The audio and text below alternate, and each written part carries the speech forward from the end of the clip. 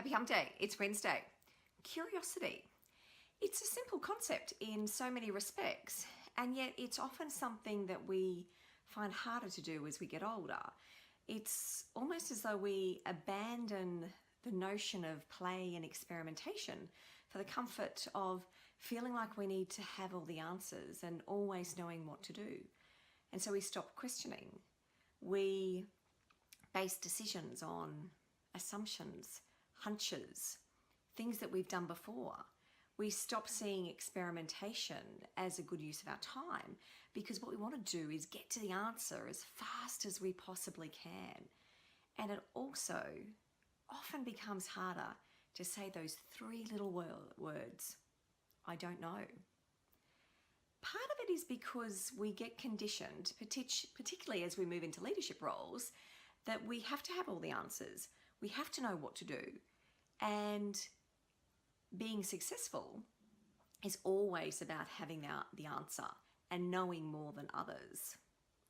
Of course, the challenge with this is this approach or this belief structure enforces the notion that it's always better to be certain than to be unsure, that it's better to know than to not know.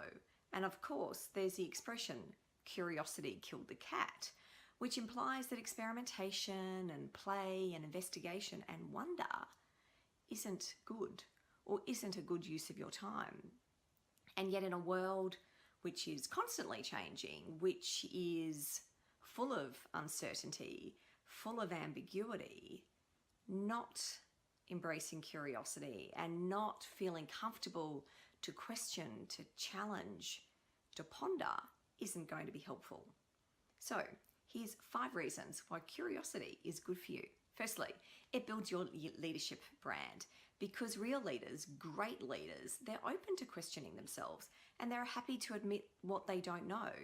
They know that being curious is an opportunity for them to learn more, but also it gives the people around them the opportunity to share their ideas and to better contribute to the discussion rather than having discussions shut down. Number 2, it builds new neural pathways. Remember the delight that you experienced as a child when you first figured something out, when you were first learning something? It's the same with curiosity. When you're discovering something, when you're doing something new for the first time, you are creating new neural pathways or you're deepening those neural connections. You know, it's just like taking your brain for a workout, so it's good for you. Number 3, it builds better relationships. When you're curious about a person's perspective, about their behavior, why they're doing what they're doing, why they're thinking the way that they're thinking, you're much more open to challenging your own thought processes and your own judgments and expectations. And this allows you to be open to what's happening around you. It allows you to be open to other ideas. And when you're more open to other ideas, you're open to different perspectives, which makes it much easier to build good, long-lasting and sustainable relationships. 4, it expands your frame of reference because curiosity enables you to question with interest and with compassion. It's not judgmental. It's not about you feeling as though you have to have all the answers right on the edge of your fingertips.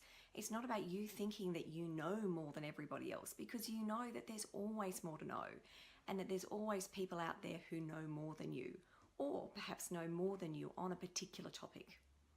Number 5, it helps you better understand yourself because when you're curious about yourself, you're curious about why are you thinking the way you're thinking? Why are you having these expectations? Why do you have these assumptions?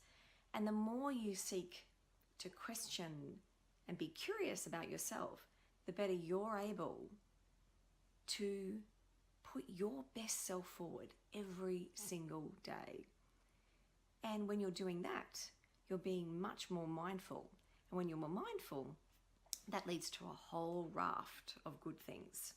So, 5 ideas about why curiosity is better for you. So, the question for you, what will you get curious about today?